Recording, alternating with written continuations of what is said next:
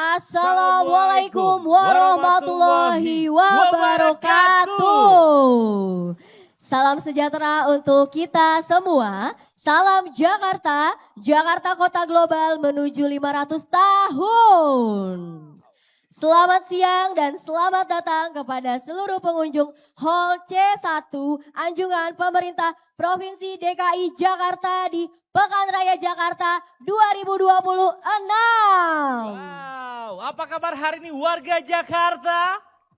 Hari ini adalah hari yang istimewa ya Lia, karena di Hall C1 Anjungan Pemerintah Provinsi DKI Jakarta akan menghadirkan berbagai kegiatan inspiratif, edukatif, inovatif, hingga hiburan yang siap menemani akhir pekan. Bapak Ibu, encang-encing nyak babe, dan juga abang empok sekalian para pengunjung Jakarta Fair 2026. Betul banget, di depan udah rame banget Kak Husni. Wah, benar sekali Lia ya. Karena hari ini weekend dan hari ini juga katanya ada mahal ini di depan nanti malam. Betul sekali.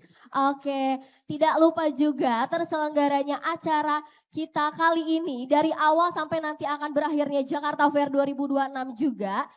Tentunya berkat adanya sponsor Kak Husni. Ada siapa aja Lia?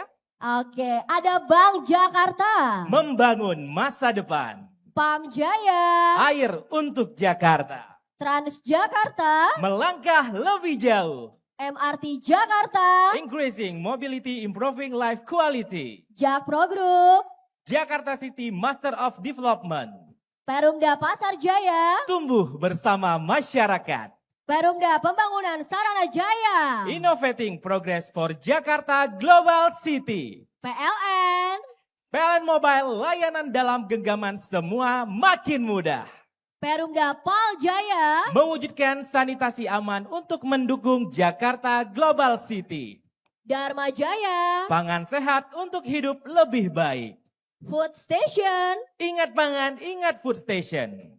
Dan terakhir ada Vita Berry. Premium strawberry from Nonsan, Korea, Vita Berry. Wow. Oke, mana tepuk tangannya nih teman-teman yang udah datang di sini? Luar biasa. Ada 10.000 penonton. Betul sekali Lia, karena para pengunjung juga sudah tidak siap untuk menikmati acara yang akan sebentar lagi akan kita langsung mulai dengan awali dengan rangkaian kegiatan hari ini dengan sesi yang penuh manfaat dan inspirasi Lia.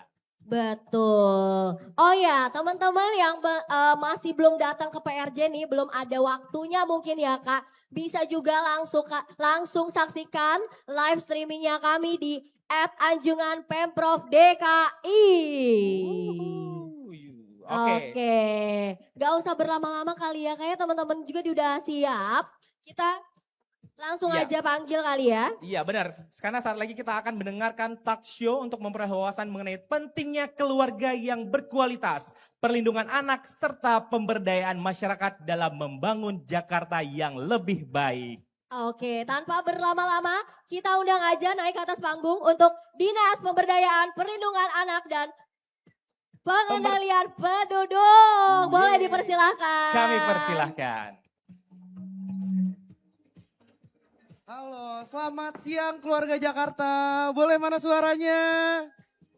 Mungkin Bapak, Ibu, adik-adik, kakak-kakak yang di belakang boleh kita pindah ke depan sebentar. Biar bisa dengar lebih jelas nih, ada edukasi dari dokter-dokter kita. Nah, Sobat Jakarta, dalam rangka memperingati 5 abad DKI Jakarta, ulang tahun ke-499, dari Dinas PPAPP DKI Jakarta di sini menghadirkan edukasi yang sangat jarang dibicarakan nih.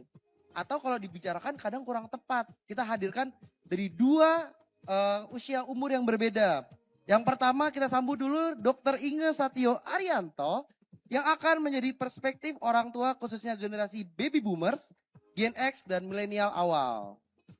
Selamat siang dokter, boleh dokter, silakan duduk dokter. Nah yang kedua nih dokter, representatif dari Gen Z, Gen Alpha.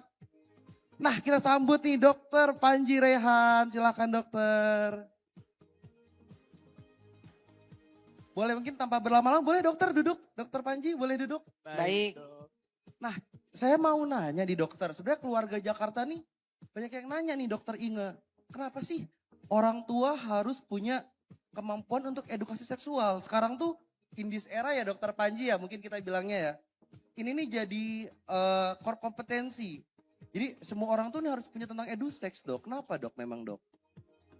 Ini sebelum saya mau jawab, saya boleh nggak Dokter Fauzan kalau saya mau turun, boleh nggak? Boleh. Boleh ya? Boleh dokter. Kawan-kawan saya mau turun ya. Jadi tadi ditanya sama Dokter Fauzan, kenapa kok dari rumah itu harus bisa bicara edusek gitu ya Dokter Fauzan kira-kira? Betul dokter. Tapi saya nggak mau langsung jawab. Saya mau nanya sama yang ada di sini. Kita coba minta Mantap testimoni ya dokter ya. Kita minta testimoni nih dari Nah, orang gitu. tua. Saya mau nanya ini. Di sini yang punya anak kecil di rumah siapa? Bapak. Bapak punya anak kecil di rumah nggak Pak? Udah enggak? Udah besar anaknya? Udah cucu punya Pak? Cucu punya ya. Nah tadi Dokter Fauzan nanya. Dokter Inga kenapa kok edusek itu harus dari rumah? Kalau saya boleh jawab Dokter Fauzan, kenapa harus dari rumah? Anak-anak itu hidup lebih banyak di rumahnya. Kecuali anak kita itu anak jalanan. Baru jalanan yang memberikan edusek. Kalau anak itu tinggalnya di rumah, ya mau nggak mau, suka nggak suka orang tuanya. Betul dokter. Karena anak kita bukan anak Jalanan. jalanan, tapi anak orang rumah. tua rumahnya. Jadi mau nggak mau, kita yang memberikan edukasi seksual. Betul dok. Nah itu dulu. Selanjutnya Sampai situ dulu dok tunggu ya. dari Dokter Fauzan. Sampai situ dulu dok. Berarti dok, yang saya tangkap nih edukasi seksual kebanyakan orang kan anggap tabunya karena kata seksualnya ini loh dok. Yang sering berkendala ya di kami ya kadang kalau mengedukasi juga ya. Jadi sebenarnya edukasi seksual tuh nggak cuman bahas seksualnya ya, tapi bahas tubuhnya juga. Betul. Gimana menghargai privasi tubuhnya, tahu merawat organ reproduksinya. Betul ya dok ya? Benar. Nah sekarang Dokter Panji, gimana Gimana, nih kalau Dok? dari Dokter Panji? Kenapa sih kalau dari kalangan umur Gen Z. kita ya Gen Z, Iya, Gen Z ya, ya. Gen Z akhir atau Iya. Gen Alpha awal mungkin Iya. ya Kak Panji ya. Pandangannya gimana gitu ya? Gimana nih Dokter Panji kalau Oke. menurut Dokter Panji? Kalau tadi dokter Inge izin turun ke bawah, Boleh. boleh juga turun. Boleh, Oke, boleh. kamu kalah. Turun apa naik? Naik.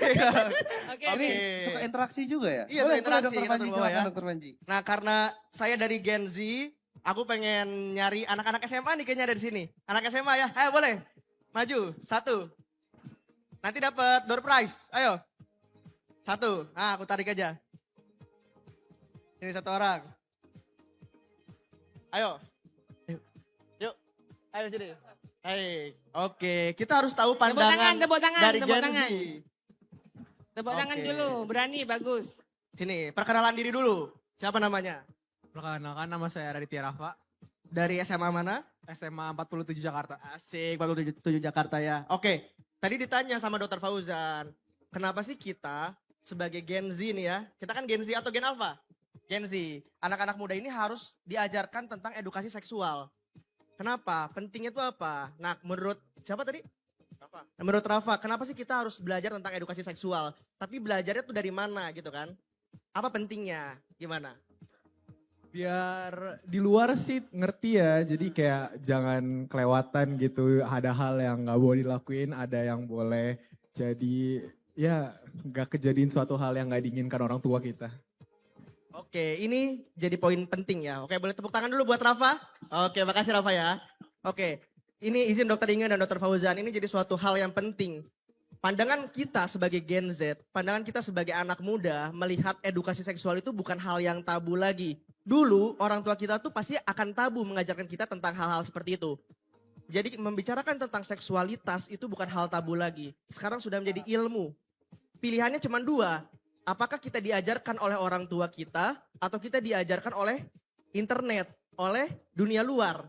Lebih parah mana, iya kan? Orang tua kita pasti ingin yang terbaik, tapi di dunia internet sekarang luar biasa. Banyak hal-hal yang mudah diakses, hal-hal negatif, pornografi, hal-hal kekerasan seksual itu terpampang jelas di internet. Jadi kita sebagai anak muda yang bisa mengakses internet dengan banyak, yang bisa memudahkan kita mencari sesuatu di internet, itu memilih untuk diedukasi oleh orang tua kita sendiri. Oleh karena itu, alasan utama kenapa orang tua harus bisa mengedukasi seksual sejak dini itu adalah bagaimana kita tidak mencarinya di dunia luar, tapi kita mencarinya di orang tua. Gitu, Dokter Fauzan. Oke, bagus banget Dokter Panji. Nah, tapi Dokter Panji ya. Ya.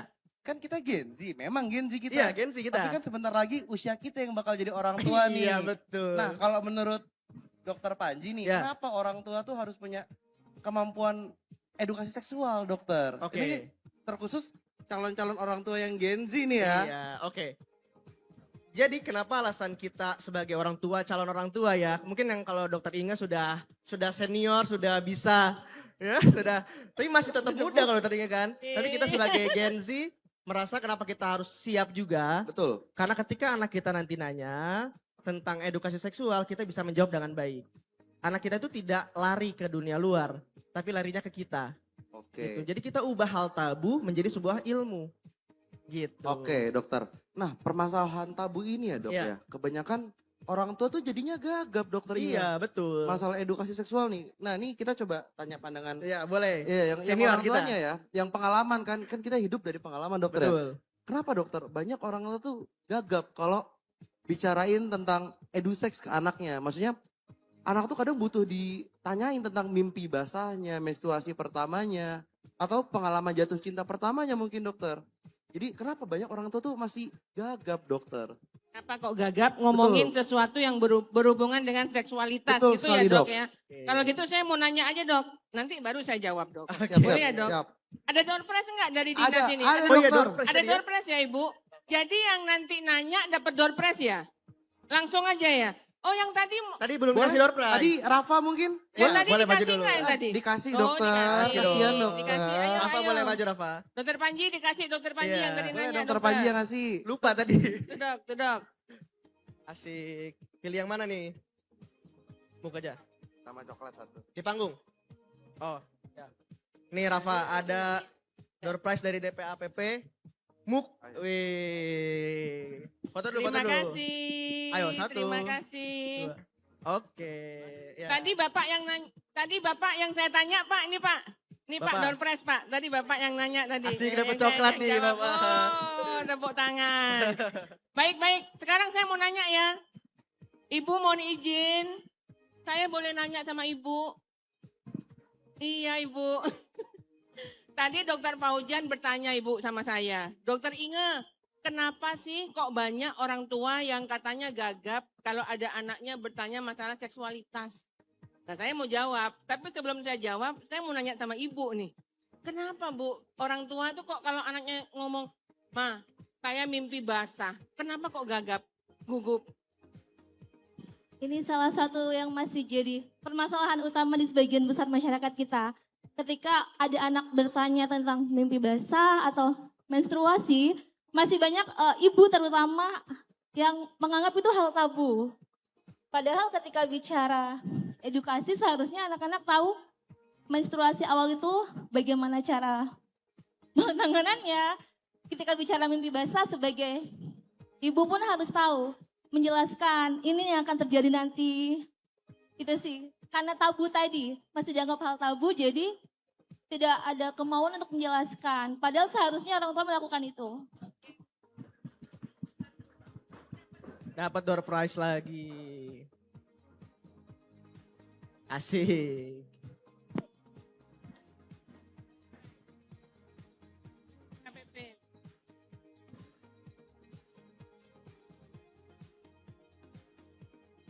Baik, siapa ibu? Ibu Yuni putranya berapa ibu? Umurnya berapa ibu? 10 tahun, baik cowok cewek? Cowok, oke. Terima kasih Bu Yuni. Baik, Dokter Paujan. Betul. Tadi Bu Yuni bilang, kalau ada anaknya bertanya masalah menstruasi, mimpi basah, jatuh cinta pertama, kenapa kok gagap gugup? Alasannya yang pertama betul Ibu, karena merasa tabu untuk ngomongin hal yang berhubungan dengan seks. Padahal kalau kita ngomong seks, seks itu bukan kotor, bukan porno, tapi jenis kelamin Bu. Yang kedua, kenapa gagap dan gugup? Kurang literasi. Kurang ilmunya. Jadi contoh ini, saya kasih spill mimpi basah. Kalau anak suaranya sudah pecah, mimpi basah pasti. Pasti sudah. Terus ke anaknya kita ngomong, jangan ke anak laki, jangan ngomong, nak kamu mimpi basah ya? Oh enggak gitu. Anak laki enggak bisa didoktrin. Benar enggak? Pernah jadi anak mas? Apa langsung tua? Anak laki nggak bisa didoktrin. Yang bisa, oh ya suaranya pecah. Langsung bilang, nak nanti kamu kalau bangun tidur, agak ada ngompol, lengket, jumlahnya 1 sendok teh, kamu keramas ya. Biar kamu bisa sholat. Nah gitu. Jadi anak laki jangan diinterogasi. Nah begitu nanti anak itu, oh iya ma, nah baru pertanyaan lebih lanjut. Kita kan kepengen tahu anak kita ini pernah nonton bokep bareng apa enggak. Gimana caranya undang PSV kapan-kapan, Bu Kabit? Nanti kapan-kapan undang PSV lagi untuk ngasih tahu. Gimana caranya anak kita ini pernah nonton bokep apa enggak, ada lagi kelasnya Bu. Makanya memang mau nggak suka literasi harus dipertebal. Banyak orang tua literasinya tentang boleh. Cara make up yang bagus boleh. Tapi literasi edukasi seksual harus dipertebal. Ibu kami ada Instagram Ibu. Perempuan Sadar Vagina. Ibu bisa lihat di situ. Banyak literasi di situ tentang edukasi seksual. Yang kedua tadi ya literasi kawan-kawan. Yang ketiga, nah ini. Banyak orang tua mungkin dulu waktu masih mudanya, mungkin dulu pernah. Ya namanya kita masih muda. Kecuali dokter Inge ya, dokter Inge enggak, baik Ya, terus. Karena kita kan edukator ya, dokter ya. Harus baik kita. Banyak orang waktu masih muda mungkin pacaran, mungkin dan lain-lain. Mau ngajarin anaknya kayak mana ya? Ngomong anaknya jangan pacaran, gua sendiri dulu pacaran. Nah banyak orang tua terperangkap ke kesalahan masa lalu. Yang bisa kita kerjakan ya udah, kita minta maaf sama Allah. Ya kita sok jaim sama anak gak apa-apa. Tapi juga kita harus jadi contoh yang baik. Kita minta anak kita gak pacaran Bu Kabit. Tapi kita sendiri di kantor hubungan kita sama teman kerja gak dibatasi. Kan gak bisa jadi contoh. Jadi intinya 3 dokter. Oke. Kenapa banyak orang tua gagap dan gugup? Yang pertama tabu. Yang kedua minim literasi. Yang ketiga terperangkap kesalahan masa lalu. Dan tidak bisa menjadi contoh yang baik untuk anaknya. Itu kira-kira dokter. Oke, terima kasih banyak dokter. Betul banget nih Sobat Jakarta nih. Sebenarnya banyak ya ini orang tua yang mau ngebahas tentang edukasi seksual tapi ngerasa malu ya dok ya. Ngerasa tabu ya dok ya. Tapi ya ini harus kita eksplor. Nah permasalahannya dok, kita Indonesia ini mau ngejar ke Indonesia Emas 2045. 45. Betul. Apalagi DKI Jakarta mau 5 abad nih dok. Asik. Nah, apa sih dok dampak fatalnya nih kalau orang tuanya nggak bisa eduseks, anaknya tidak teredukasi dengan baik. Kan kita bahas tentang outcome-nya, jangka panjangnya nih. Apa dampak ke Indonesia 2045 ini nih dok? Kalau orang tua nggak bisa ngasih edukasi, Betul? anaknya nggak teredukasi. Betul sekali Saya dokter. mau turun lagi. Boleh dokter. Boleh ya? Boleh, Saya mau turun nanya lagi, dok. Boleh, dok. Saya mau Olahraga, turun dok. lagi. Turun. Soalnya ini door prize-nya banyak ini. Oh Dompetnya iya banyak. betul. Karena ini ya Doorprize-nya Sobat banyak Jakarta kali nih ini. panggungnya Mana DKI Jakarta Betul. rame ini orang door tua yang prize-nya. bisa saya tanya ini? Bapak orang tua apa orang muda, Pak? Hah? Orang sedang. Kalau orang sedang boleh ditanya enggak? Boleh dokter, Boleh. boleh dokter. Nah, jadi sebenarnya ini audien warga Jakarta. Pak, saya mau nanya Pak sama Bapak sebagai warga Jakarta, Pak. Kira-kira apa akibatnya Pak kalau orang tua ini nggak bisa ngasih edukasi seksual sama anaknya? Kira-kira akibatnya itu apa untuk Indonesia Emas 2045. kira-kira apa Pak? Nanti akan saya jawab Pak. Anaknya jadi tidak mendapatkan informasi terkait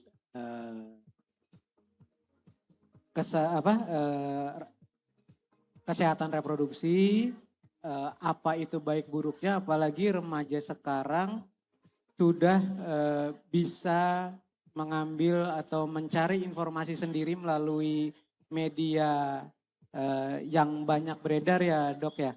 Jadi kalau zaman kita dulu mungkin masih terbatas untuk informasi yang kita dapatkan.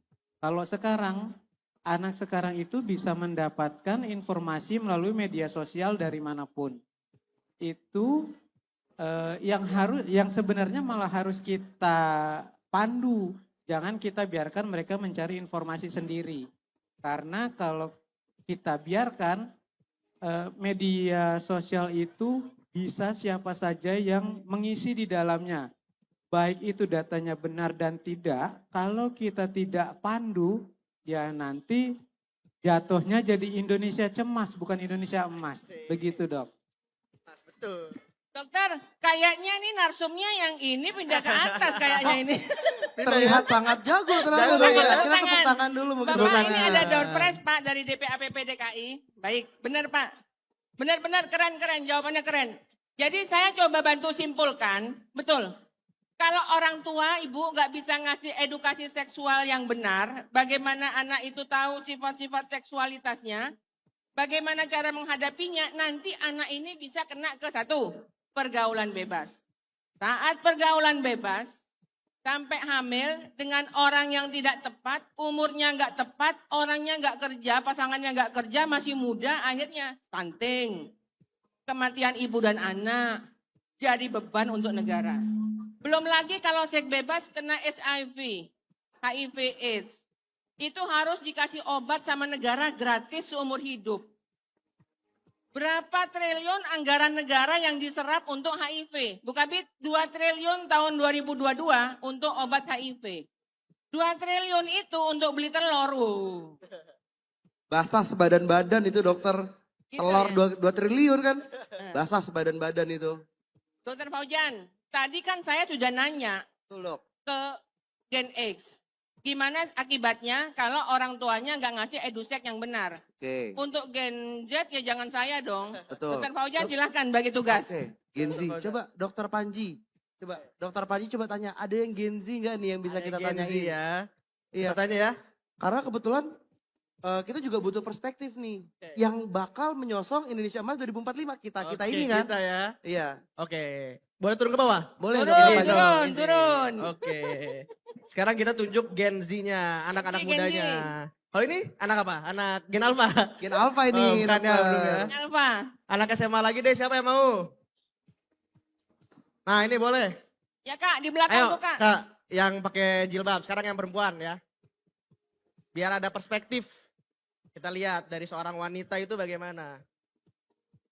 Ayo, dapat door prize ini. Kapan lagi? Ayo. Mungkin masih tabu Masih- dokter. Iya, itu. Ternyata benar masih tabu dokter. Iya, kita coba ya, kita Betul, lihat. dok. Oke, silakan. Boleh perkenalan dirinya dulu. Halo, perkenalkan nama saya Jasmine Mita Maharani dari SMA Negeri 28 Jakarta. Oke, Insan dipanggilnya. Dipanggilnya siapa? Jasmine. Oke, tepuk tangan dulu buat Jasmine. Oke, Jasmine, kami punya pertanyaan nih dari Gen Milenial, dari Gen Z. Mungkin kamu Gen Z akhir mau ke Gen Alpha? Atau masih Gen Z? 2009. 2009 masuknya hampir Gen Z terakhir lah ya. Oke, kita punya pertanyaan. Menurut kamu edukasi seksual itu, pandangan kamu itu bagaimana? Apalagi kamu kan generasi muda, generasi yang mau nanti kita jadi generasi emas tuh, 2045 kan, kalian sendiri yang ngisi. Kamu udah teredukasi seksual dengan baik atau belum? Menurut kamu sendiri? Oke, boleh dijawab. Oke, kalau menurut saya sendiri, saya sudah teredukasi seksual secara baik karena dari orang tua saya dan juga di sekolah saya itu edukasi seksual itu bukan suatu hal yang tabu. Jadi saya sudah terbiasa dan ya saya tahu. Oke, ini dok contoh Keren, aslinya. keren. Contoh Ini faktanya. Contoh yang baik. Contoh Tadi yang baik. Kalimat pertama yang diucapkan dari orang Orang tua dan bukan dari sekolah. dulu. Ternyata Orang berarti tua. di zaman sekarang sudah terimplementasi dengan baik. Betul. Gitu. Oke. Walaupun memang masih banyak yang perlu kita tingkatkan dokter. Itu betul. Tapi sebelum itu kita kasih door prize dulu. Betul. Coklat, Oke. coklat, coklat. Coklat ya, coklat. Siap, Bun. Oke, nih boleh mau foto dulu. Foto dulu. Ayo. Oke, makasih ya Jasmine. Oke. Bapak Ibu, itu adalah tanda bahwasannya generasi kita perlu hal kayak gitu. Dari orang tua, dari sekolahnya. Ternyata di zaman sekarang itu bukan suatu hal yang tabu. Jadi nanti kita ya, Dok, sebagai generasi muda itu pengen kita tuh membicarakan hal itu menjadi sebuah ilmu. Membahas edukasi seksual itu bukan kita melihatkan kepolosan anak, enggak, tapi kita melindungi kepolosan anak gimana.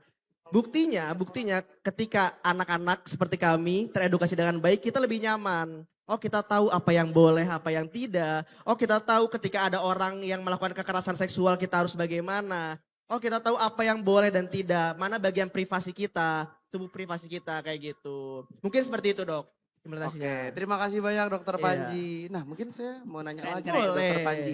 Kemarin nih lagi rame Dokter. Apa tentang nih? Pernikahannya Hapner. Justin Hapner. Justin Oh, Hapner. pemain bola itu. Iya, anak dari istrinya tuh si Kamari. Tenang banget katanya. Karena gizinya, dia dietnya itu ya. Ya. Sebelum umur 2 tahun, dia nggak dikasih gula Dokter. Oke. Jadi kita ngincer yang 1000 hari pertama kehidupannya nih. Oke. Ini untuk gizi Dokter. Nah kalau eduseks Dok, ada nggak Oke. nih kayak kalau masih usia di bawah 2 tahun kita mau Oke. kasih kayak gimana sampai pra remaja seperti apa? Ada nggak Oke. sesuai dengan tahap perkembangan otaknya Dok? Oke.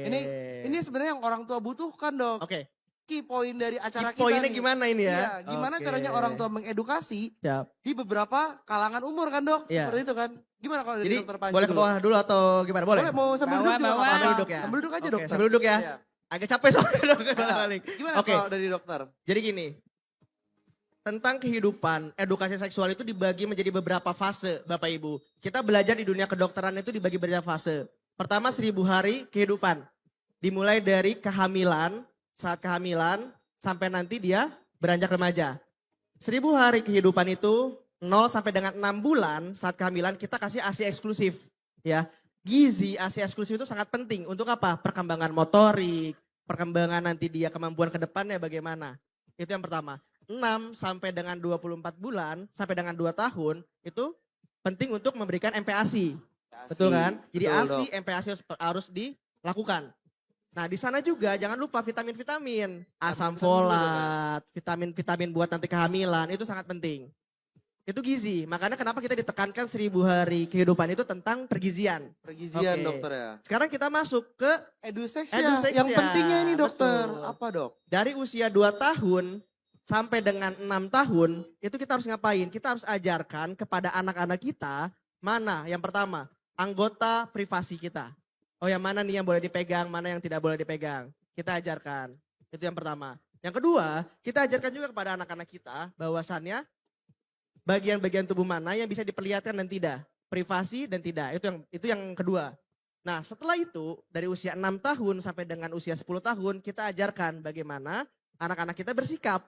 Contohnya apa? Ketuk pintu sebelum masuk kamar. Ketuk pintu sebelum masuk kamar mandi. Kita ganti baju itu kalau misalnya dulu anak-anak dibiarkan aja tuh di luar ganti baju. Lari-larian. Lari-larian nggak pakai di baju, jalan, di di jalan. sawah ya dok ya. Mandi bareng sama saudara-saudaranya. Nah, kalau sekarang masih boleh gak sih? Nah, Sebenarnya boleh gak sih dok kalau misalnya sepupuan atau Nah, saudaraan kayak ini gitu jadi dok? penting. Bapak Ibu di usia 6 sampai dengan 10 tahun memang kita menormalisasikan biasanya hal kayak gitu. Betul. Tapi sebenarnya nggak boleh. Kenapa? Karena itu menjadi hal yang normal pada akhirnya nantinya. Kita harus menjaga di usia segitu udah nggak boleh mandi bareng, udah nggak boleh pakai baju di luar, buka baju. Kan bisa anak-anak nggak pakai baju lari-larian kita biarin. Sebenarnya itu udah nggak boleh. Kenapa? Karena itu mendoktrin di pikiran anak kita. Oh, ini anggota privasi kita boleh dilihat orang lain, kasarnya kayak gitu. Itu suatu hal yang penting. Di usia 6 sampai dengan 10 tahun kita ajarkan, Dek, kamu kalau ganti baju di sini. Dek, kamu kalau ngetok pintu kamar diketok dulu. Takutnya lagi ada yang ganti baju dan sebagainya. Itu yang penting. Nah, barulah dari usia 10 sampai dengan pubertas kita ajarkan tentang menstruasi, tentang kehamilan, hal-hal fisiologis. Kayak misalnya, Dek nanti kamu di usia segini, dadamu akan berkembang, payudaramu akan berkembang. Itu ajarkan, karena secara fisiologis, biar apa? Biar anak-anak kita nggak kaget.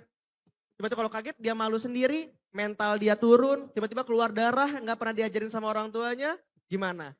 Jadi kita ajarkan tentang fisiologis tubuh kita ke anak-anak kita. Nanti ada namanya menstruasi, ada namanya mimpi basah, nanti adanya payudara yang membesar, gitu dok. Dok, kalau menurut dokter Panji nih dok, Ya.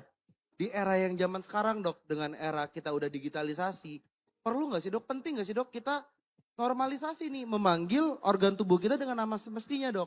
Oke. Karena kebanyakan kan di luar tuh, itu burungnya jangan diliatin, Iya. anunya jangan diliatin.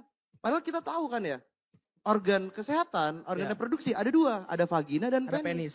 Ini Oke. gak jorok kan dok? Itu nggak jorok. Tapi kalau menurut dokter, penting gak dok? Oke. Anak-anak nih diedukasi semenjak dini tuh mengenal nama asli organ-organnya, Dok. Oke. Kita di dunia kedokteran itu mengajarkan memahami tentang nomenklatur ya kan? Betul, Nama-nama, nomenklatur. ya, nomenklatur. Kita sebut alat kelamin kita ada dua, penis dan vagina. Pak Bu, nggak apa-apa kita ngomong penis dan vagina karena itu organ tubuh. Sama aja kayak kita ngomongin mata, telinga, hidung, mulut. Jangan kita mendiskriminasikan alat kelamin kita. Mentang-mentang tertutup Iya, ya, Dok. mentang-mentang Ya? tertutup, Masa kita nggak diskriminasikan. pernah dibahas. Iya. Kenapa? Biar apa? Biar anak-anak itu teredukasi. Oh, ini organ tubuh kita, organ vital kita bisa diedukasi dengan itu. Jangan ganti jadi burung, jadi apa? Apalagi, Dok? Anunya, biasa anunya. Anunya yang mana anunya kan nggak Apa tahu. anu kan? Iya, Kita nggak gitu. tahu, Jadi Dok. kasarnya teredukasi dong. Maaf dok, mungkin itu dok, karena penis itu dianalogikan dengan burung, itu yang membuat kenapa laki-laki susah setia. Karena Oh kan iya, burung terbang. Masuk, Masuk. Dok. Ini masuk ke Iya, teknologinya. masuk. Jadi Gitu. itu, Dok, ya, sebenarnya Sobat Jakarta cukup penting untuk keluarga nih ya, Ya. memperkenalkan ke anaknya nih nama asli dari organ reproduksinya, Dok ya. Oke, kita bahas selanjutnya, Dok. Kalau tadi dibahas dari kecil ya, dari sampai 1000 hari pertama kehidupan sampai 2 tahun, nanti dari 2 tahun sampai pra-remaja, remaja. Nah, pasca remaja, Dok, apa yang harus diedukasi orang tuanya kepada anaknya? Karena ini kan biasa masa pencarian jati diri kalau kita bilang kan, anak-anak SMA, anak-anak awal kuliah. Gimana kiat-kiatnya nih, Dok, untuk mengedukasi secara tepat, Dok? saya udah duduk lama, Ya. jadi saya mau jalan. Boleh, jalan. silakan. Dok. Memang biasa kalau sudah ini harus sering Langsung bergerak, aja, Dokter. emang itu edukasinya. Saya mau nanya sama siapa ya? Masa sama ibu tadi udah dapat? Iya. Yang Udah muda-muda, lagi ya? Dok, kayaknya kita, Dok. Oh iya, ibu, saya mau nanya sama ibu. Tadi dokter Fauzan nanya bu, dokter Inge, gimana cara ibu punya putri putra remaja? Umur berapa ibu? Perempuan. Ya. Ibu punya putri 18 tahun, berarti sudah menstruasi dong bu. Nah, gimana cara ibu itu ngomong ke anak gadisnya ibu? Hati-hati ya kamu takut hamil duluan, ya enggak bu? Kira-kira takut gitu? Takut ya bu? Nah gimana caranya ibu ngomong? Jaga jarak dengan teman laki-laki. Bila sampai senggangganya dia minta sesuatu yang lebih, jangan pernah dikasih. Oke, terima kasih. Ada door prize bu dari DPAPP bu. Monggo bu ke depan bu. Jadi kata ibu tadi, mengedukasi anaknya yang sudah gadis, itu jaga jarak. Jangan sampai minta yang lebih gitu ya ibu kira-kira ya. Ngobrol doang gitu ya bu ya. Kalau gini gimana cium bu?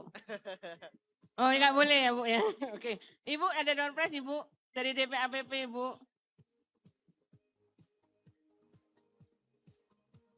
Oke, baik. Jadi gini,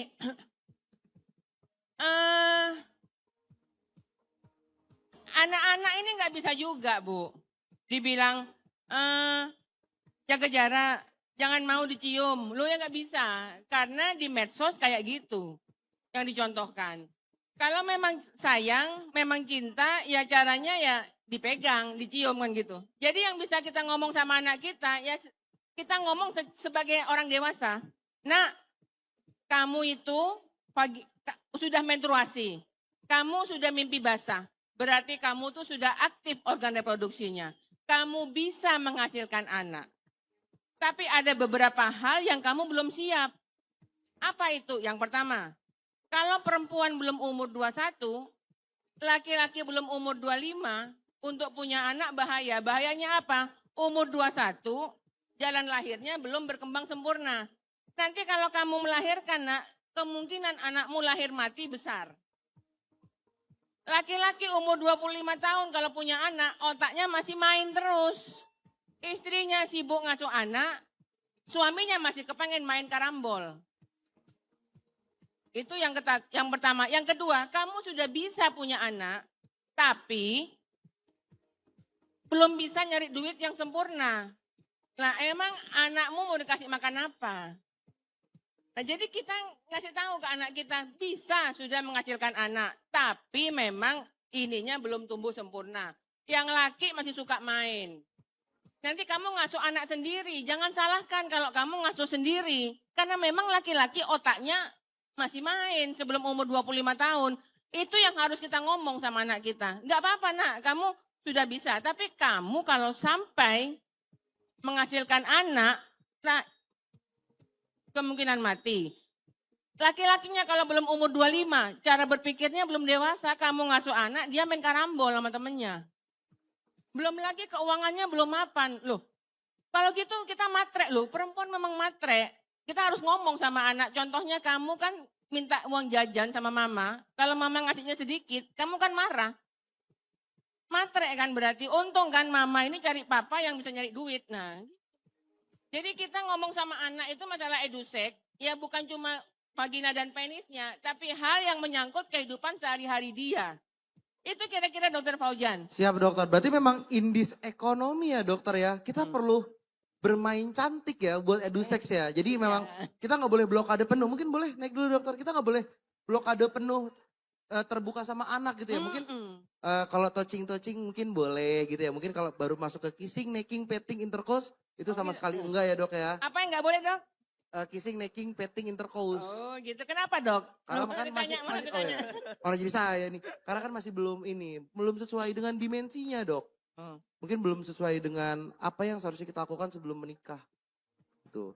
Karena sebenarnya banyak dok kiat-kiat yang harus dipersiapkan anak muda ya, terutama dalam indis era dan indis ekonomi, supaya pernikahannya ini menghasilkan keturunan yang bisa jadi generasi penerus bangsa dok. Mungkin kita bahas kalau BKKBN bilangnya 10 dimensi dok. 10 dimensi Bukabit katanya 10 Dokter dimensinya Fauzan gitu ya? BKKBN. BKKBN. Mungkin kita coba tanya ke audiens kali dok ya. Audiens Ada nggak kali yang tahu-tahu atau ngerti-ngerti nih atau gimana sih kalau dia nyari pasangan gitu ya dok ya. Mungkin saya gantian turun nih dok ya. Cari Saya dok ya iya. gantian turun ya. Sekarang Dokter Saya Fauzan gantian yang Door turun. prize-nya, kasih door prize-nya. Kita cari yang Gen Z yang tua. Gen Z lah ya, Gen Z Cari lah. yang Gen Z ya. Kita kan anak Berarti, muda. Calon-calon yang akan menikah nanti Iya. dok ya. Mungkin boleh Oh iya. ke depan kak. Ini kak siapa namanya? Davinsa. Kak Davinsa saya tanya nih kak. Kakak kalau nyari pasangan kak, kakak mending cari yang ganteng tapi pinternya biasa aja, atau yang jelek atau pinter banget? Kayak siapa tuh? Kayak siapa? Enggak, saya biasa aja. Ya, mending yang pinter atau yang ganteng kak?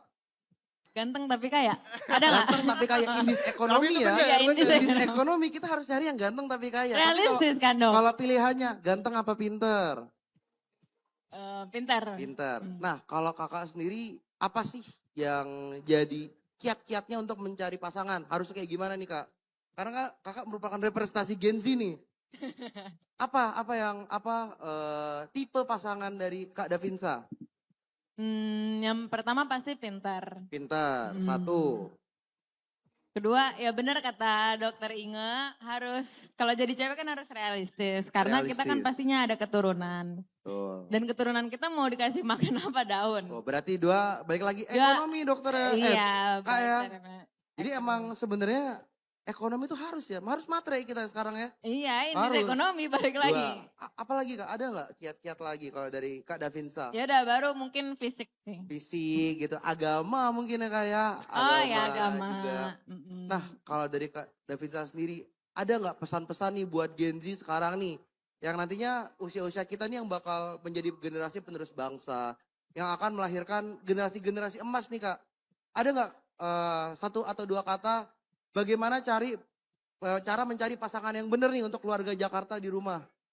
Mungkin untuk Gen Z di luar sana, kalau misalnya pesan dari saya pribadi, mungkin yang pertama dari circle dulu. Karena Betul. dari saya pribadi sih faktor utamanya itu dari circle yang terdekat, itu harus benar-benar aja dan lurus-lurus aja sih dok.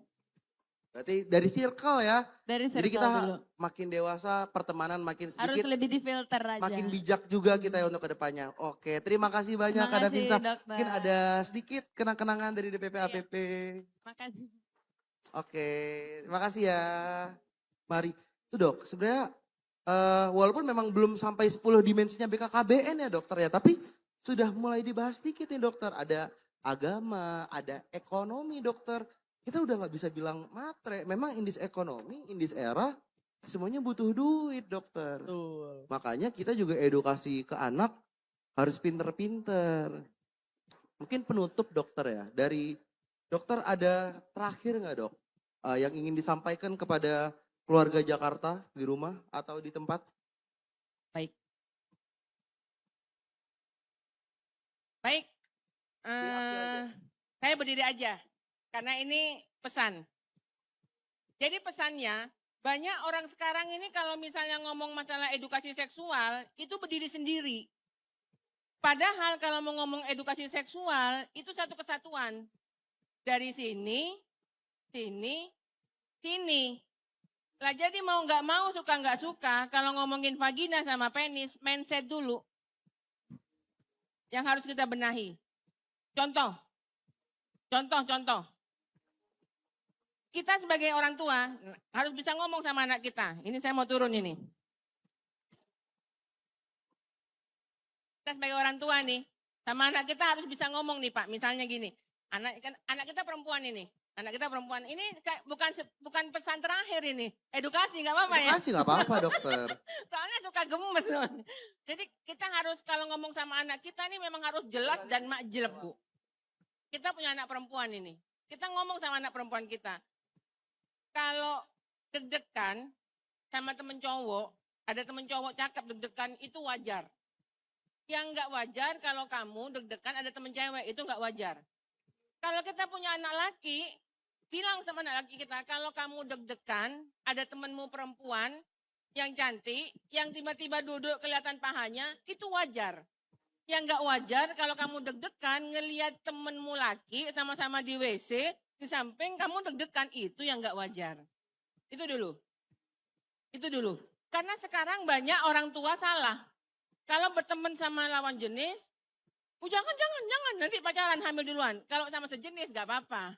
Akhirnya banyak sekarang yang kayak gitu. Jadi harus kamu kalau deg-degan sama temen cowokmu gak apa-apa. Kalau tertarik gak apa-apa. Kamu sama gak apa-apa. Nah selanjutnya. Masuk lagi berikutnya. Ini udah masuk edukasi. Harusnya ngundang bayar harusnya. Ini masuk edukasi nih Bu. Ada rate-nya sebetulnya. Nah selanjutnya masuk. Nah karena kamu laki-laki normal yang keren, kalau ngelihat perempuan, kamu pasti ereksi. Penismu pasti tegang, itu normal. Kalau laki-laki tegang harus eksekusi. Makanya mau gak mau, suka gak suka, karena kamu laki-laki yang normal, kamu jangan deket-deket sama perempuan. Soalnya kalau kamu deket-deket, nanti kamu ereksi. Kalau kamu ereksi, nanti eksekusi, melakukan hubungan seksual. Belum waktunya, kamu belum kerja, yang perempuannya belum siap hamil. Pikirannya masih pendek, nanti kalau punya anak, anaknya stunting. Nanti kamu deket-deketnya sama perempuan, nanti kalau kamu sudah cukup main, kerjanya sudah oke, nah silahkan cari istri deket-deket. Kasih mama cucu, nah gitu. Jadi kita ngomong tuh sama anak harus straight. Gitu kira-kira. Hari gini kan enggak. Jangan ya, jangan deket-deketan nanti hamil. Nah kira-kira gitu kira-kira. Jadi intinya pesan yang mau disampaikan sama PSP, mau gak mau, suka gak suka. Orang tua ini harus punya skill edukasi seksual yang mumpuni. Diperbarui terus. Gimana caranya? Ya ini ikut kelas-kelas edukasi seperti ini. Jadi itu mau gak mau. Ya seperti halnya kita. Dulu kan kita pakai make up kan nggak bisa Bu. Sekarang itu Bu yang bibirnya monyong bisa kecil. Yang matanya sipit bisa belok. Ya karena kan belajar kita. Banyak konten-kontennya. Makanya edukasi seksual mau nggak mau, suka nggak suka harus diperbarui terus. Gimana caranya? Nah Bu Kabit, caranya undang PSP terus Bu Kabit. Gitu ya Bu Kabit? Nah tepuk tangan buat PSP. Oke, terima kasih banyak Dokter Inge. Mungkin dari Dokter Panji dok, ada nggak Oke. pesan terakhir sebelum kita masuk ke tanya jawab nih? Oh, Kita bakal sebelum ya. tanya jawab ya, Enggak, Bapak Ibu. Oh, Ada door prize ada door prize Oh, lagi. ada door Buat Bapak prize. yang baju kotak-kotak Oh, tadi. boleh dokter. Soalnya menyimak tadi. Pak, door prize buat Bapak, karena Bapak Iya. menyimak. Emang KKN nggak Bapak dikit-dikit Bu. Gimana Dokter Panji? Oke. Berarti sekarang saya membahas tentang Gen Z-nya ya, tentang Betul. anak mudanya. Boleh berdiri? Boleh. Izin dok, boleh. boleh ya dok ya? Oke, mungkin ini pesan terakhir buat anak-anak muda karena Yang senior sudah diwakilkan oleh Dokter Inge.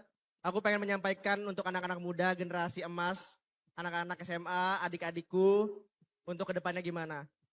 Masalah kita sekarang itu teman-teman bukan tentang perang lagi, bukan tentang bom lagi, bukan tentang peluru lagi. Sekarang tuh masalah kita apa? Pornografi. Masalah kita apa? Kekerasan seksual. Masalah kita apa? Kebodohan kita terhadap dunia luar. Masalah kita apa? Kebarat-baratan yang sudah dibawa ke Indonesia. Indonesia itu kita tahu punya normanya sendiri. Gitu. Jadi untuk anak-anak, adik-adikku, menjunjung Indonesia Emas 2045, kuatkanlah mental kita, bangunlah generasi emas, bukan generasi cemas. Jadi pesan dari aku seperti itu. Nah, buat orang tua kita, kami itu tidak butuh orang tua yang tahu segalanya. Kami itu butuh orang tua yang mau membimbing kami, mau menjaga kami dari dunia luar.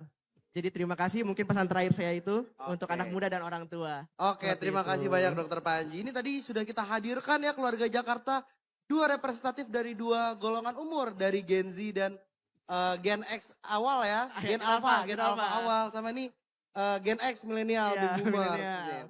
Mungkin selanjutnya keluarga Jakarta kita bakal masuk ke tanya jawab nih dokter ya. Mungkin untuk keluarga Jakarta, sobat Jakarta yang ada di panggung, di sini sekitar venue, boleh kalau ada yang mau bertanya, boleh angkat tangan nanti. Dapat door prize. Bisa saya samperin, dapat door prize. Ada yang mau bertanya mungkin? Ada door prize.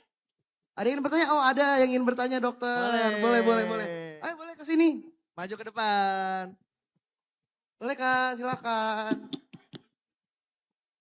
Ya. Siapa Kak namanya Kak? Sebelumnya kenalin, nama aku Indi.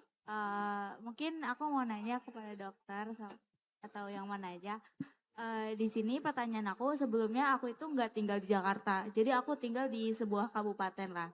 Nah di sana itu aku merasa bahwa lingkungan sekolah aku itu tidak teredukasi dengan baik. Dan itu tuh berakar entah itu dari orang tua, pertemanan, semuanya itu udah terdampak. Hingga dari anak SMA sampai SD tuh tidak punya edukasi yang baik lah terkait seksual dan masih tabu. Nah bagi aku yang mungkin aku dapat edukasi nih di keluarga aku dan itu belum menyebar ke yang lain. Itu gimana sih cara langkah awal agar aku tuh menyadarkan lingkungan aku, terutama teman-teman aku yang lain, dan karena rasanya nggak nyaman gitu ketika dikit-dikit masuk grup dan di grup itu membahas hal-hal yang menjurus ke pelecehan seksual ataupun ketika main ke rumah orang tua teman terus dilecehkan secara tidak langsung seperti itu, dan mungkin itu aja sih. Terima kasih. Oke, terima kasih banyak Indi. Indi sebelumnya ada hadiah dari DPP DKI Jakarta. Terima kasih banyak ya Indi atas pertanyaannya. Silakan. Ini pertanyaannya bagus dokter. Bagus ini pertanyaannya. Jadi untuk keluarga-keluarga dia ini berada di countryside, di pinggiran kota, kabupaten. Jadi memang ternyata di sekolah, di teman, ini terdampak dokter. Udah memang habitnya tuh sudah terbentuk seperti itu. Nah gimana caranya kita mau jadi peer counselor dokter. Gimana caranya sebagai inisiator nih kita mau mencoba merubah teman-teman kita dok. Kita mau mulai dari mana di tengah lingkungan yang memang udah ini banget terkontaminasi kita lah bilang dokter. Gimana dok? Ini mau dokter Inge sebagai senior dulu? Kita kasih ke yang tua dulu dokter. Iya, senior dulu. Boleh mungkin senior dulu. Oke, senior silakan. Saya mendekati. Iya dok, silakan dok.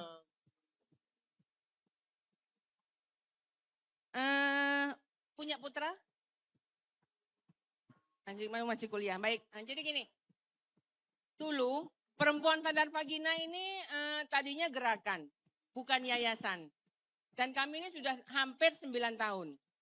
Dulu saat pertama kali perempuan sadar vagina ini memberikan edukasi seksual, ngapain sih ngomong vagina-vagina? Ngapain sih ngomong penis-penis?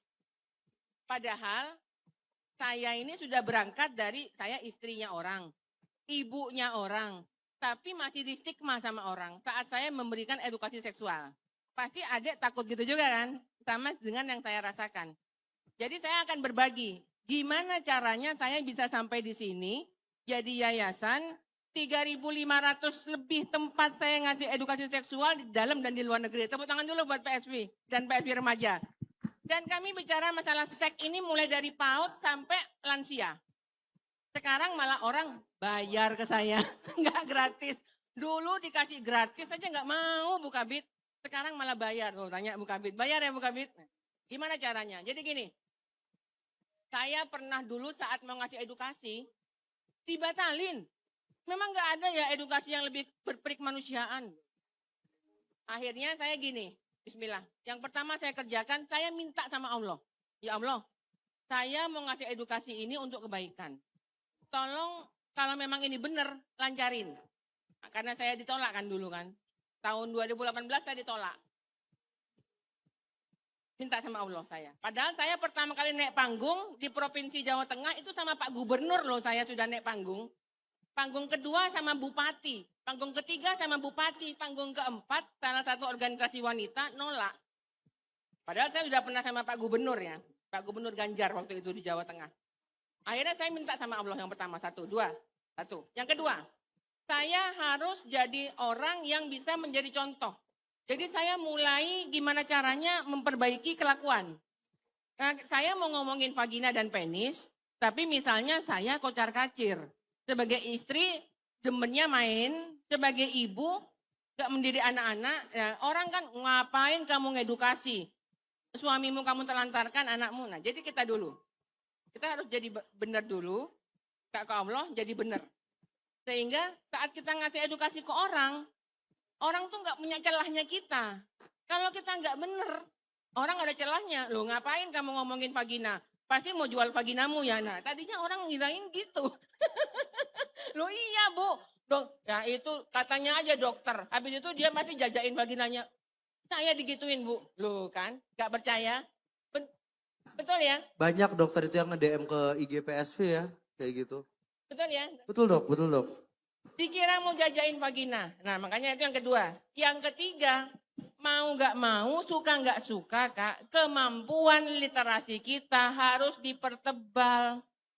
Kita harus belajar vagina itu seperti apa, penis seperti apa, gimana caranya yang benar untuk bersikap tuh harus belajar. Belajarnya di mana? Baca buku atau bisa follow IG kita.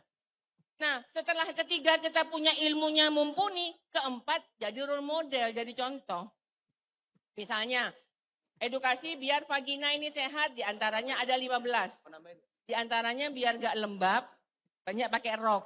Nah, makanya kami PSP Bu, banyak pakai rok, karena biar gak lembab. Karena kalau pakai celana, lembab, kuman jahat gampang tumbuh, kuman baik banyak yang mati, akhirnya keputihan. Nah, jadi kita gitu. Jadi 4 itu. Gimana dok caranya dapat ilmu? Ikuti terus IG PSV. Bisa tanya ke kita, nanti akan kita kasih. Tapi yang pertama doa dulu. Yang kedua perbaiki diri dulu. Yang ketiga banyak belajar. Terus yang keempat jadi contoh. Gitu kira-kira. Oke, terima kasih banyak dokter Inga atas jawabannya. Jadi dokter Panja ada yang mau ditambahkan dokter? Oke, mungkin karena ini dari anak muda saya izin jawab juga. Boleh, boleh dokter. Silakan dokter, silakan dokter. Siapa tadi namanya? Indi dok. Indi, dari Sidoarjo. Oh Majalengka, oke. Indi nanya Bapak Ibu, dok gimana caranya kita menghadapi suatu hal yang tadi dijelaskan ya, ada kekerasan seksual, ada secara verbal dan sebagainya. Bu, Pak ini tuh bukan sebuah prestasi loh bagi kita. Di Indonesia ternyata di luar sana, bukan di Jakarta, di pinggiran kota, itu masih banyak loh yang seperti itu. Masih banyak loh yang mendapatkan pelecehan, masih banyak loh yang mendapatkan kekerasan seksual. Itu jadi warning buat kita, pemerintah. Makanya DPAPP hadir di sini. Cara kamu untuk nanya ke sini itu udah sebuah apresiasi. Kita disentil ibaratnya. Oh di pinggiran kita masih banyak yang kayak gitu Pak, Bu. Masih banyak orang yang kena kekerasan seksual tapi dia takut untuk laporan. Tapi ada orang yang dari Majalengka datang ke sini untuk nanya suatu itu. Biar kita aware terhadap hal itu, betul? Itu langkah kamu udah bagus. Langkah kita sekarang sebagai orang yang memiliki jabatan-jabatan krusial di pemerintah. Atau saya sebagai dokter yang bisa mengedukasi. Ini peran kita. Karena gak bakal bisa cuma buat satu orang yang ngabisin permasalahan ini. Gitu. Kalau kita bicara data, banyak banget kekerasan seksual. Itu yang harus kita berantas. Makanya PSV hadir, DPPAPP hadir. Untuk bisa memberikan ruang buat kalian. Semoga hadirnya kita, edukasinya kita bisa membuka banyak orang bahwasannya kekerasan seksual itu bukan suatu hal yang main-main. Ini bukan sebuah prestasi, tapi ini sebuah hal yang harus di warning. Oh ini udah bahaya nih. Indonesia udah mau ke arah hal-hal yang buruk. Balik lagi, Indonesia generasi emas nantinya, bukan generasi cemas. Kayak gitu. Apakah menjawab? Oke. Thank you. Boleh. Oke, terima Gitu ya. kasih banyak Dokter Panji. Oke, mungkin dari keluarga Jakarta yang ada di venue, apakah ada yang mau? Oh, Bapak boleh Pak, silakan Bapak. Cik. Oh, dari situ mungkin boleh Pak? Boleh. Saya mau nanya, Siapa? Monggo Pak. kalau laki-laki kepengen atau sange, itu penyakit apa tidak? Apa Pak yang terakhir? Penyakit atau tidak? Penyakit atau tidak? Itu Kalau- penyakit apa tidak? Jadi kalau laki-laki gampang ereksi, gitu, gampang mempunyai Bukan, hasrat. Oh, bukan gitu Pak? Kok gampang ereksi? Oh, nggak gampang ereksi. Laki-laki sangean. Oh, Itu penyakit hasratnya. apa tidak? Hasratnya tinggi ya? Yes. Libidonya tinggi Pak? Betul, ayo dok. Yang senior dulu, senior. Laki-laki hornian. Oke, gini dulu. Ini Pak, ini sudah materi. Harusnya DPAPP ini bayar lagi sama PSP ini harusnya. ini sudah materi kalau ini. Yang dapat door prize bukan yang nanya, yang jawab ini. Gimana Pak? Door prize-nya buat saya, door prize-nya. Oke, gini. Bismillah. Laki-laki dan perempuan itu otaknya memang berbeda. Laki-laki Allah ciptakan separuh isi kepalanya memang hubungan seksual yang berkualitas. Sekali lagi, berkualitas. Bukan cuma hubungan seksual aja masuk selesai, enggak. Tapi berkualitas, separuh. Kalau perempuan, isi kepalanya 3/4 harta kekayaan. Ini. Lah, perempuan ya. Perempuan itu Pak 3/4 kepalanya isinya ini. Kalau perempuan, laki-laki separuh isinya seks. Laki-laki ini meskipun nggak mau mikir seks, laki-laki normal, nanti bisa ditanya ke Pak dokter-dokter yang muda.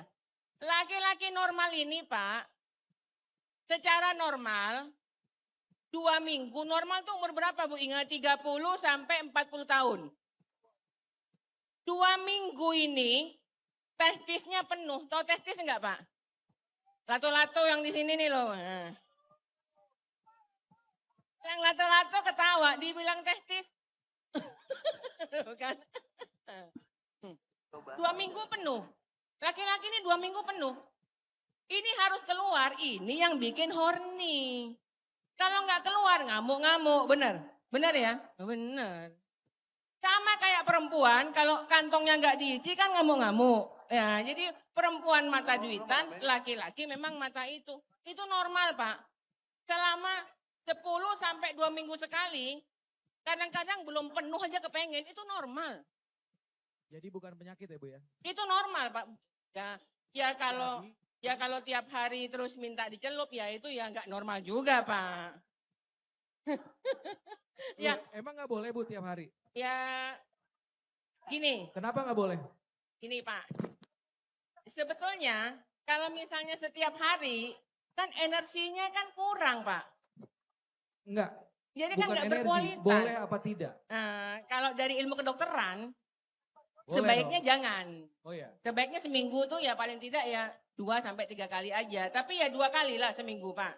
Kalau sampai tiap hari itu nggak berkualitas Pak. Nggak berkualitas. Karena kalau nggak berkualitas hasilnya itu.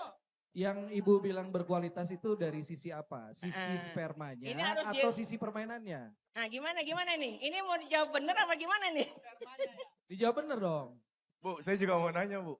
Ya. Kalau ngelakuin sehari bisa 2-3 kali gimana Bu?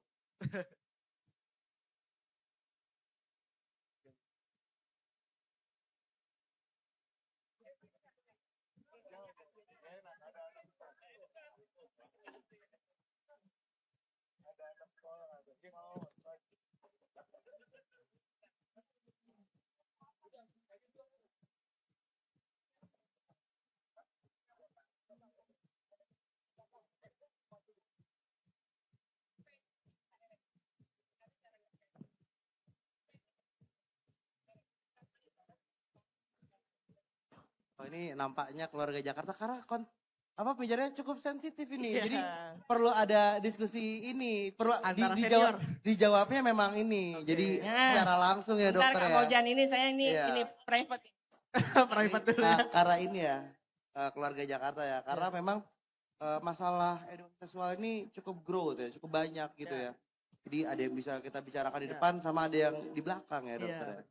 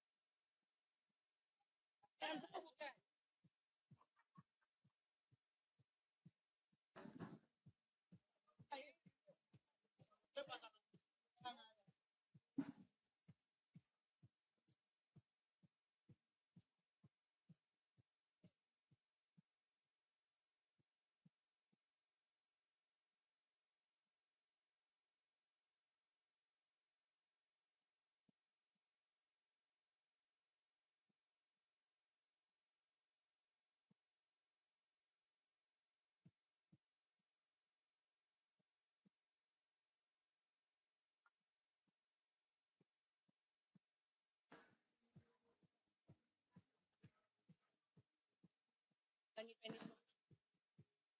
Tahu nggak mungkin suaminya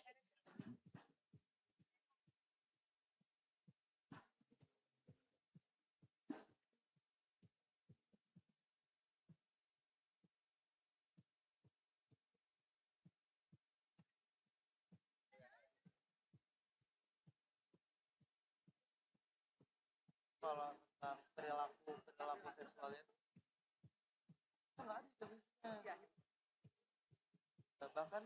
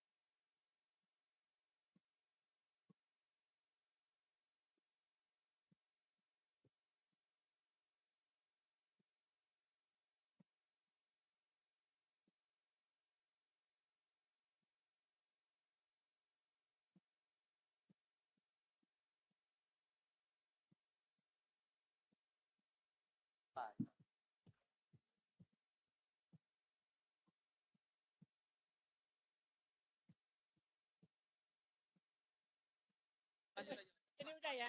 Jadi aman ya Pak ya. Jadi sudah oke. Jadi gitu ya, Dokter Faujan. Buka bit. Gimana dokter Fauzi? Privasi ya, privasi ya. Privasi. Mungkin dokter Panji ada mau ditambahin nggak buat jawab dikit tadi pertanyaan nih dok? Oke, mungkin Biar mungkin, dokter. yang lain juga bisa tahu nih sebenarnya gimana sih sudut pandang medisnya dok? Boleh dok, saya bahas. Oke. Tambahan, jawab. Oh cukup ya dokter ya? Oke mungkin dari keluarga Jakarta ada yang mau bertanya lagi? Oh ini ada nih, boleh Pak? Silakan Pak. Oh ada mic ya? Ada ibu dan bapak ya. Nanti ibu. Ibu, bapak dulu ya, silakan Pak. Assalamualaikum warahmatullahi wabarakatuh. Waalaikumsalam. Nama saya Igun. Saya mau bertanya tentang yang sekarang lagi hype nih. Yang lagi fenomena hype. lagi hype. Seks itu kan sama gender sama ya? Sama atau enggak? Nah, Berbeda. Beda. Oke. Yang lagi hype sekarang tuh boti. Nah, ini tadi dok. Iya ini tadi dok. Nah itu. Kalau menurut kedokteran itu hal yang lumrahkah? Wajarkah? Atau itu kesalahan otakkah? Karena itu kalau dari sisi agama udah menyalahi aturan ya. Ya. Gitu. Oke, Itu kita aja langsung strike LGBT kita bilang ya Pak ya. LGBTQ ya. Mohon dibahas. Terima kasih. Oke, terima kasih banyak Bapak atas pertanyaan. Boleh Dokter Panji dibahas? Bapak, silahkan Bapak untuk cadangan gulanya Bapak hari ini. Mungkin sama Dokter Fauzan juga kita sekarang kan lagi hype-hype-nya ya. Kak, Bapak itu dapat silver queen Kak. Itu belum dapat move itu. Bapak dapat silver queen. Oke. Ini pertanyaan menarik dan pertanyaan yang harus dibahas melalui sesi medis ya Bapak, Ibu dan semuanya. Jadi gini, apakah LGBTQ itu suatu hal yang lumrah? Itu pertanyaannya. Jawabannya adalah tidak, jelas tidak. Kenapa? Karena secara medis itu adalah kelainan seksual namanya. Kita menyebut di medis itu ada kelainan seksual, transgender, transseksual. Ya, jadi itu adalah penyakit kejiwaan. Kita bisa bilang itu penyakit kejiwaan karena kita belajar Bapak Ibu tentang penyakit kejiwaan itu gimana. Ada obatnya memang secara kejiwaan gitu. Jadi yang dibilang apakah lumrah atau enggak itu tidak. Itu adalah masalah kejiwaan Pak. Mohon maaf, kita harus terang-terangan. Itu adalah masalah medis yang harus kita tanganin. Biasanya hal ini akan berseberangan dengan apa? Hak asasi manusia. Itu yang jadi masalah. Biasanya orang-orang yang zaman sekarang yang terbuka, bilang terbuka mindsetnya, tapi kan itu hak kita untuk mencintai seseorang. Itu kan hak kita untuk melihat seseorang tanpa membedakan. Tapi nggak bisa. Namanya sehak asasi manusia kita tuh punya norma, punya aturan. Dan itu dibahas secara medis Pak. Itu adalah kelainan seksual. Kelainan seksual itu bukan cuma tentang transgender, transseksual ya. Tadi misalnya ditanya, tadi Bapak tadi juga nanya apakah secara kita sering tadi horny dan sebagainya itu masalah seksual. Masalah seksual itu biasanya seperti apa? Contoh yang pertama, orang yang sering menampilkan kelaminnya di depan umum, itu masalah kejiwaan. Orang yang sering menggesek-gesekkan kelaminnya di benda-benda yang tidak wajar, itu kelainan gitu. Nah secara medis kalau misalnya ditanya, yang tadi ya Pak hiperseksual dan sebagainya gimana? Secara medis, apakah baik atau tidak? Tubuh kita tuh punya sperma memproduksi sekitar 1 sampai dengan 2 minggu. Normalnya. Makanya ketika kita mengeluarkannya setiap hari, misalnya tadi dibilang 2 sampai dengan 3 kali, boleh nggak kayak gitu kan? Itu nggak ada batasannya, tapi apakah kualitas sperma kalian yang dikeluarkan setiap harinya akan sama dengan orang yang kualitasnya dikeluarkan dengan teratur? Beda. Jadi ngaruhnya kemana? Ke kualitas sperma bapak-bapak. Gitu. Apakah itu kelainan? Ya bukan. Itu bukan kelainan, tapi itu harus kalian jaga. Betul. Karena apa? Tubuh kita secara fisiologis itu mengeluarkan sperma sekitar 2 minggu sampai dengan 3 minggu. Makanya ada yang namanya mimpi basah. Bagi orang-orang yang belum bisa berhubungan, dikeluarkan melalui mimpi basah. Kayak gitu. Gitu ya dok. Oke, mungkin izin nambahin dikit ya Boleh. Dokter ya. Jadi sebenarnya kalau terkait dengan diagnosis berkaitan dengan seksualitas nih ya Bapak Ibu ya. Memang di dunia, saya nggak bilang di Indonesia, di dunia sangat tabu, sangat amat tabu. Karena memang konsensusnya itu dibuat berdasarkan ICD-10. Iya. Jadi memang ada konsensus dunia yang dibuat. Dulu Bapak Ibu, kalau kita lihat di versi sebelumnya ya ICD-9, gay, Kayak dimasukkan ya. gay dan apa kalau ininya lesbi, itu ada diagnosisnya. Diagnosis gay, diagnosis lesbi itu ada. Dulu ada. Tapi sekarang dihapuskan.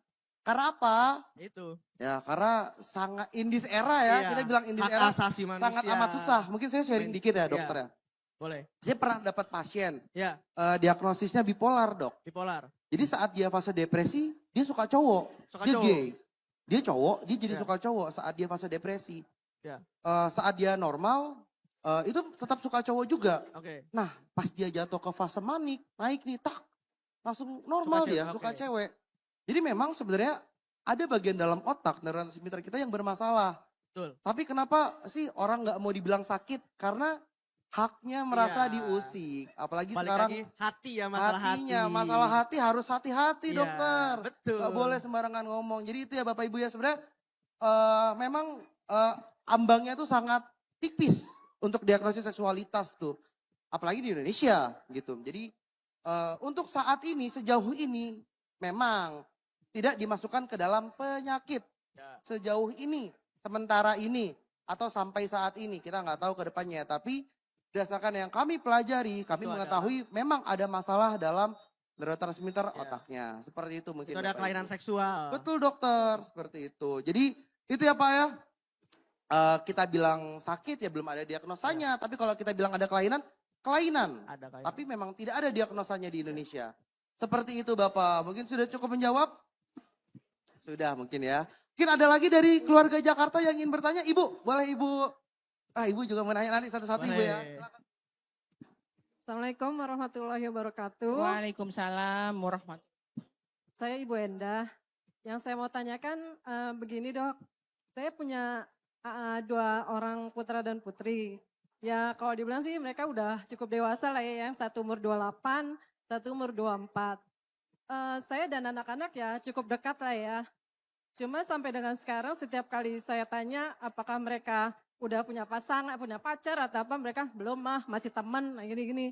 Nah saya sebagai orang tua kan mengingatkan mereka tuh hanya cuma hati-hati, jangan macam-macam, jaga nama baik orang tua gitu kan ya. Yang saya mau tanyakan tuh gimana cara kita edukasi sama anak-anak, masalah kayak tadi kata dokter, masalah vagina, masalah tesis, biar mereka enggak ini, itu gimana ya dok ya? Maksud saya cara saya menyampaikan ke anak-anak seperti itu. Terima kasih ya dok. Assalamualaikum. Terima kasih banyak warahmatullahi Ibu. wabarakatuh. Ibu silakan. Yo, mungkin dari yang muda dulu kali dok ya, Oh, yang muda gantian, dulu, gantian oke. dok. Biar yang muda juga nih. Mungkin Oke. boleh dokter Panji dijawab dulu dok. Oke, mungkin saya izin menjawab dari sisi anaknya Bu ya. Nanti yang lebih mendalami dari sisi orang tuanya. Jadi pada sesi hari ini kita akan ada 2 POV Bu. Iya betul. Ibu kalau mau bertanya sisi anak-anaknya ada, ini sisi yang orang tuanya juga ada. Mungkin boleh nih Oke. sisi anak dulu nih. Iya gini, kita tuh Bu, anak-anak kita ya, usia kita kayak gini tuh kadang tuh suka. Udah punya anak dokter. Udah punya anak. Belum, dokter belum. Panji. Kita. Kita kan masih anak Oh, orang iya, tua iya. kita. Anak-anak kita Iya, ya. masih mencari kita juga. Nah, apa sih yang jadi permasalahan kita? Kadang tuh suka nggak mau cerita ke orang tua kita. Pertama, kita tuh antara orang tua kita tuh kadang merasa nggak dekat, Bu. Entah kenapa, entah mungkin dari waktu kecilnya atau apanya.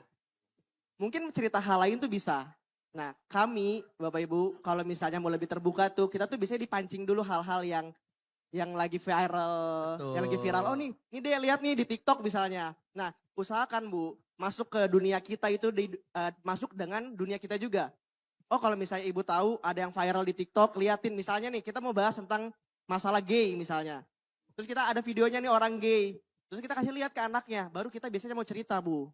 Gitu. Jadi kita tuh sebagai sisi anak kadang pengen cerita, cuman takut dijudge sama orang tua kita. Kita mau cerita nih. Kita Bu obrolan yang lain dulu aja, jangan Iya. bahas kita dulunya gitu loh. Iya, ya, jadi Dok, kita, ya. jadi Ibu usahain bahas hal yang viral dulu, yang kita tuh wah kita tertarik nih, baru kita bisa masuk. Percaya Bu, kita tuh nggak bisa diinterogasi langsung, karena Gen Z itu kayak gitu. Kita tuh kayak memang, gitu. memang keras kepala Iya. Bu kami Bu. Kita tuh nggak Kami mau memang Bu keras kayak kepala, Bu. kamu udah punya pacar belum? Enggak, kita nggak mau gitu. Tapi gini, nah dia lihat nih dia video lucu nih. Nah barulah kita masuk di sana. Iya Bu, biasa tanpa ditanya kita akan cerita. Iya Bu, di sekolah kami ada nih yang gay juga. Betul. Barulah Ibu masuk. Oh iya kayak gimana? Jadi pendekatan kita orang dulu sama sekarang tuh beda. Kita nggak bisa ditanya langsung. Kita bisa ditanya dari hal-hal yang kita bikin tertarik gitu. biasa anak muda Bu, Gen Z gitu. Mungkin Sama dari satu lagi dokter. Ya, boleh. Kebanyakan orang tua tuh selalu berulang Bu. Jadi ngasih tahu tuh ngasih tahu lagi, Iya. ngasih tahu lagi. Betul, betul. Jujur ya, menurut kami nih yang Gen Z nih, sebel Bu, memang sebel Bu. Cara kedokteran itu namanya habituasi Bu. Iya. Jadi ya, anak-anak menganggap omongan yang dikeluarin orang tuanya, Cuman itu background noise. iya. Jadi nggak akan ada maknanya Bu, kalau memang kayak Diulang terus. diulang terus itu sebel memang sebel. Kayak karena gitu ya. kita sebagai anak muda, aduh ini Iya. kan udah pernah diomongin, tapi mungkin Betul. sebagai orang tua kita paham. Kita paham. Iya, itu dari anak-anak tuh akan men-set otaknya itu sebagai background noise, Bu, habituasi. Dia merasa biasa dengan omelan, Iya, dengan dengan omelan kayak sebagainya. ya jaga nama baik keluarga itu hanya akan sekedar kalimat tanpa Iya, makna. bahasa kitanya masuk telinga kanan, Keluar telinga kiri. Karena memang Gitu. terlalu sering diucapkan. Iya. Untuk anak-anak muda ya. Jadi masuk ke dokter ya. dunia kita tuh yang menarik aja dulu Bu, buat Iya. kita. Nah itu ilmu juga tuh. Ilmu. Kiat-kiat menaklukkan Gen Z. Iya betul. Mungkin dari sisi orang tuanya ya. Orang dokter tuanya ya. nih boleh, Gimana silakan. dokter Inga? Saya mau mendekat ya. Boleh dokter, silakan dok. Aduh, baik Bu. Saya mau mendekat Bu, saya Bu sama Ibu. Jadi gini, kadang-kadang kan kita gimana ya kita cara ngedukasi anak. Betul Bu, kata dokter Faujan, kata dokter Panji. Anak tuh nggak bisa didoktrin Bu, bisanya diceritain. Ya contohnya seperti mimpi basah. Jadi enggak, kamu udah mimpi basah ya? Oh ya enggak. Ya kita harus tahu, oh suaranya udah pecah. Oh, kalau bangun tidur ini, nah jadi kita bercerita. Atau kita, ya, Ibu kan putranya Ibu sudah, putra putri sudah masuk usia pernikahan ini Bu. Saya pernah bicara sama anak saya yang bungsu Bu. Karena kan sekarang marak perceraian Pak. Marak sekali perceraian. Jadi anak-anak itu bilangnya gini, ngapain nikah kalau harus bercerai? Terus kita ngomong apa? Karena sekarang perceraian banyak kali. Nah terus saya bercerita tentang hidup saya. Saya terbiasa sama anak-anak tuh bercerita tentang hidup saya. Gini, alhamdulillah kita menikah. Karena dengan kita menikah, kita bisa punya anak. Kita bisa punya anak, besok-besok ada yang doain bunda saat bunda meninggal. Jadi itu yang saya bilang ke anak saya yang bungsu. Alhamdulillah. Nah, Noni kalau mau kelak didoakan sama anak-anaknya, menikah. Nanti anaknya insya Allah mendoakan saat masuk alam kubur. Itu yang pertama. Yang kedua, alhamdulillah bunda ini menikah sama ayah. Sehingga punya anak-anak 3. Ya kan gak mungkin kan, gak menikah terus punya anak. Nah terus gimana lah. Jadi ngomong sama anak-anak, ya masa bunda terus mau melakukan hubungan seksual sama laki-laki yang bukan suaminya bunda, terus punya anak, ya kan gak mungkin. Nah jadi saya bercerita sama anak saya, terutama yang perempuan. Ya kan gak mungkin, alhamdulillah. Jadi yang kayak sekarang ini, bunda sedih, bisa curhat sama Noni. Karena kan Noni tahu bunda gak punya sahabat. Saya gak pernah curhat sama teman Bu. Tempat curhat saya itu anak-anak saya Bu. Anak laki saya, anak perempuan saya itu tempat curhat saya. Jadi nikmatnya kita punya anak. Ya, tapi ya itu dia. Ya kamu kadang-kadang bunda juga salah. Terus saya kadang-kadang sharing sama anak saya. Ngaku, makasih ya kamu tuh sudah mau menerima kondisi bunda belajar jadi orang tua. Jadi saya ngomong sama anak saya kan gak pernah jadi orang tua Bu. Baru sekali ini saya jadi orang tua. Jadi saya bilang sama anak saya, makasih ya kamu udah ngasih ruang bunda untuk mau jadi bahan bunda belajar jadi orang tua. Jadi ya kata dokter Panji, orang tua itu jangan mau selalu benar, enggak juga. Kita enggak pernah jadi orang tua, dia enggak pernah jadi anak. Ayo kita bareng-bareng. Bedanya sudah tugas bunda, sudah skep bunda, sama Allah dikasih tugas untuk mau enggak mau ngarahin kamu. Padahal bunda belum pernah jadi orang tua. Ayo bantu bunda, bismillah. Jadi ya kita ya ke anak merendah, tapi kita juga ya sekali lagi minta sama Allah. Jadi ya mau enggak mau. Yang pertama kita minta sama Allah, perkuat literasi. Kita ngasih edukasi tapi enggak punya literasi sama aja bohong Bu. Yang ketiga jadi contoh. Itu kira-kira Ibu. Oke, terima kasih banyak dokter Inga atas jawabannya. Kita tepuk tangan dulu dok. Dokter, yang diulang-ulang tuh berarti nggak efektif ya dokter ya? Jangan sekali-sekali mengulang-ulang kalimat depan Gen Z. Loh, enggak dokter. Maksud kita sebagai orang tua, kan kalau belajar itu kan kalau diulang-ulang kan gampang kan nanti nge-reviewnya gitu ya. Kan gampang ya. Ternyata itu enggak ya, ternyata ya. Enggak dong, kalau Gen Z kan kita Karena kita udah gimana paham sih ya? sekali omongan sebenarnya. Oh gitu Tuh, ya. iya. Dok, tapi memang Cuman implementasinya Gen- belum aja. Gen Z itu sebenarnya pinter. Permasalahannya malesnya itu, Dok. Iya, males itu Kita doang. tuh Dok. sebenarnya udah nangkep di otak tapi kayak ntar lah Iya. gitu. Oh gitu ya dok. Iya, Dok. Berarti bukan kalau kami bu di dunia kedokteran, kami itu sebetulnya nggak pinter, cuma rajin bu. Jadi kami itu kan baca diulang jadi inget. Makanya nasihati anak diulang-ulang biar inget. Tapi itu untuk nasihat enggak ya? Nah, jangan jadi dong. enggak Kita bu. jangan lah. Jadi sekarang mulai dibiasakan ya keluarga Jakarta ngomong yang penting. Ngomong Bukan yang yang penting ngomong ke anak. Karena itu nanti akan jadi habituasi ke anak. Jadi background noise. Nanti apapun yang kita omongin ke depannya jadi nggak efektif. Nasihat-nasihat kita. Dok, sama satu lagi kali ya dok. Boleh, Orang tua dokter. harus mau ngaku kalau salah gitu ya dok Nah, ya. itu ya dokter ya. Itu ya. Nah itu betul. Ya, harus saling timbal balik, betul Bu, harus saling timbal balik kita ya, anak sama orang tua. Jadi dijadikan sahabat, ya kan? Oh, sahabat bu. Sahabat. Berarti duitnya juga sahabat dong bu. Jadi kalau minta duit ya duit sahabat. Tuh, agak susah kalau Susah, sudah bahas susah. ekonomi. Memang ini perbedaan ini ya. Itu pemikiran. kalau duit mah orang Beda. tua tuh orang tua. Kalau duit ya orang ya dok, gitu. Oke, mungkin keluarga Jakarta ada yang mau nanya lagi mungkin? Oh, ada Ibu. Ibu boleh. dapat door prize. Ibu Dokter dapat Fauzan. Ibu, terima kasih atas pertanyaannya. Ibu boleh nanya, Ibu? Selamat siang dok. Sebenarnya tadi ada 2 pertanyaan, tapi yang pertama udah terjawab ya. Anak saya itu SMP, tapi sudah berbicara saya kayaknya nggak mau punya anak deh. Tapi dokter udah menjawab gitu. Padahal baru SMP loh. Karena ya mungkin ribet punya anak gitu. Nah yang kedua gini dok, saya punya anak bungsu laki-laki. Kebetulan anak saya 2 perempuan. Jarak cukup jauh gitu kan. Saya agak pencegahan nih. Saran dong dok gitu kan karena dia bergaulnya sama kakaknya terus gitu. Jarang boleh dibilang gak main keluar dan temannya hanya teman di sekolah PAUD-nya aja. Gimana biar enggak ke perempuan-perempuanan gitulah ibaratnya ya. Kayak gitu dok. Makasih banyak ya. Oke, terima kasih banyak Ibu. Siapa dulu mungkin yang mau jawab? Tadi menarik ini ya.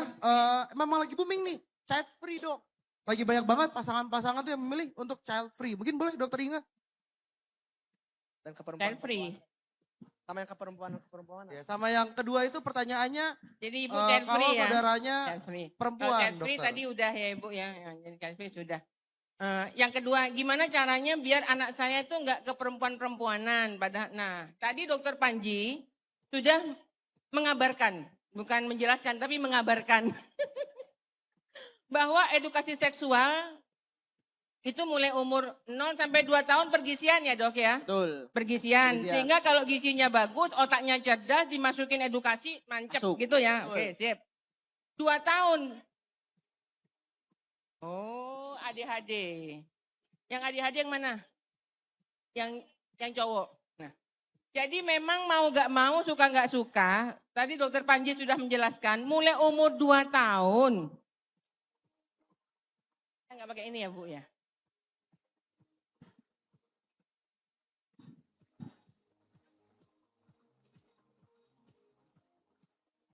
Mungkin ini karena konsul pasien ya dokter ya. Jadi memang Beda- harus ada. beda anggaran. Betul. Enggak, ini privasi dokter Oh, privasi pasien. dokter. Betul, ya privasi. Kita harus keep dulu ya mungkin keluarga Jakarta yang ada di venue ataupun yang menonton secara daring. Kalau mau datang langsung. Betul, kalau mau nanti boleh langsung hubungi Undang. PSV Indonesia ya, Betul. ada di Instagram atau boleh kontak ke DPP APP DKI Betul. Jakarta. Betul sekali.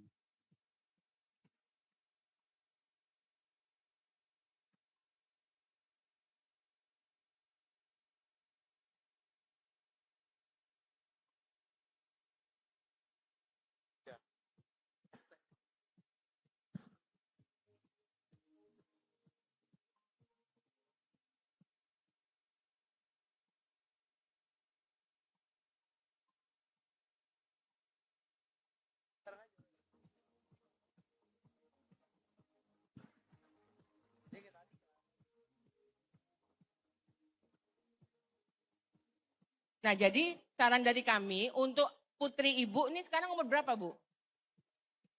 Nah itu sudah, kalau perempuan tuh umur segitu udah dewasa kok Bu cara berpikirnya.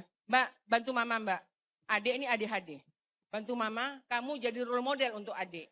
Kalau misalnya tanpa ADHD kan bisa diomongin. Tapi kalau ADHD diomongin, dia lebih dilihat, lebih melihat. Menginput dari yang dilihat. Jadi, Dek, Mbak, kamu perempuan, kamu feminim, tapi bantu mama, kamu jadi role model laki-laki untuk adikmu.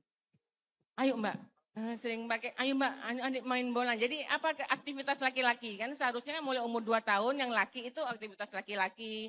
Tapi kan ini sudah lewat. Jadi ajak anak perempuannya untuk bisa jadi role model laki-laki untuk, tapi kamu perempuan, mama tahu, tapi adik kamu nih kan, itu kira-kira Ibu dari kami. Kak Panji, Dokter Panji ada yang mau disampaikan? Boleh dokter, silakan Nambah dokter. ya? Kalau ada yang mau Oke. ditambahkan, terima kasih banyak dokter Inge untuk jawabannya, boleh? Oh kasih ya, siap. Silakan dok. Ini Bu, sebelum saya menjawab lebih lanjut, ya. Mungkin tadi Dokter Inge membahas dari sisi orang tuanya, bagaimana keluarganya dan sebagainya. Saya izin menjawab secara kedokterannya juga.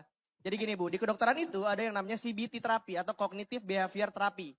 Oke, nah ketika kita melihat anak kita ada masalah seperti itu, kita bisa langsung ke dokter untuk dilakukan CBT namanya. Jadi kita tahu kebiasaannya bagaimana dan sebagainya. Nah peran ibu sebagai orang tua gimana nih di rumah caranya Bu? Mulai dari barang-barangnya, mulai dari permainannya, itu arahkan ke gendernya. Kalau laki-laki ya laki-laki. Contoh, bajunya. Jangan laki-laki dikasih baju pink misalnya. Jangan, kasihlah baju warna biru. Makanya itu alasan kenapa kalau misalnya kita membedakan gender, laki-laki biru, perempuan pink. Karena memang itu adalah namanya cognitive behavior therapy. Kita menterapi anak kita sedari kecil, ini loh yang boleh. Baju kalian tuh ini loh yang boleh. Permainan kalian tuh bola bukan boneka gitu. Memang mungkin di pikiran orang-orang muda tuh kan itu bebas permainan. Tapi kalau misalnya kita telusuri lebih dalam lagi, itu akan berpengaruh terhadap perilaku anak kita. Oh ya boneka khasnya buat cewek-cewek. Main bola buat laki-laki. Memang harus seperti itu sedari kecil. Makanya walaupun sepupunya kakaknya cewek, anak kita cowok sendiri, ya ibu yang mengajarkannya, anak kakak-kakaknya mengajarkannya. Kalau misalnya dia, ayo ikutan main boneka, udah kamu main bola aja sama teman-teman misalnya gitu. Jadi ada larangan yang membuat anak ibu tuh ngerti, oh ini bukan mainan gua kasarnya gitu loh, bukan mainan aku gitu. Itu namanya cognitive behavior therapy secara kedokteran gitu. Kalau misalnya ibu udah kayak gitu tapi anak ibu masih tetap misalnya orang lain tetap kecewa-cewean, bisa ke dokter spesialis kejiwaan biasanya. Nanti diterapi tuh.